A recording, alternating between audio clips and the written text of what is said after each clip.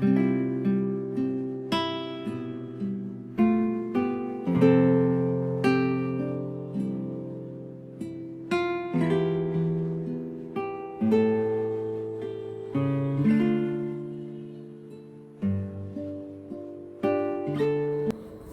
mabuting balita ng Panginoon ayon kay San Lucas. Taon-taon, tuwing pista ng Pasko, ang mga magulang ni Jesus ay pumupunta ng Jerusalem. At nang 12 taon na siya, pumaroon sila gaya ng dati nilang ginagawa. Pagkatapos ng pista, sila'y umuwi na. Nagpaiwan si Jesus sa Jerusalem, ngunit hindi ito napansin ng kanyang mga magulang. Sa pag-aakala ng isa na si Jesus ay kasama ng isa. Nagpatuloy sila sa maghapong paglalakbay.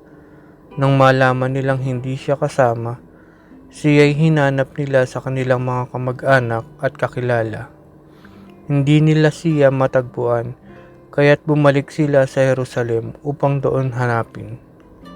At nang 3 araw, natagpuan nila si Jesus sa loob ng templo, nakaupong kasama ang mga guro. Nakikinig siya sa kanila at nagtatanong, at ang lahat ng nakarinig sa kanya ay namangha sa kanyang katalinuhan. Nagtaka rin ang kanyang mga magulang nang siya'y makita.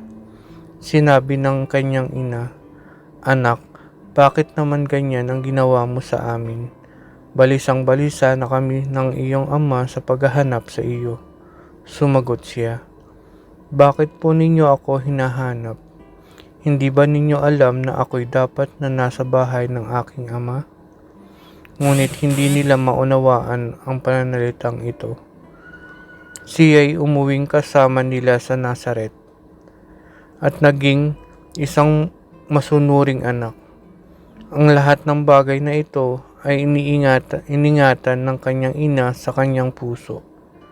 Patuloy na lumaki si Jesus, umunlad ang kanyang karunungan at lalong kinalugdan ng Diyos at ng mga tao.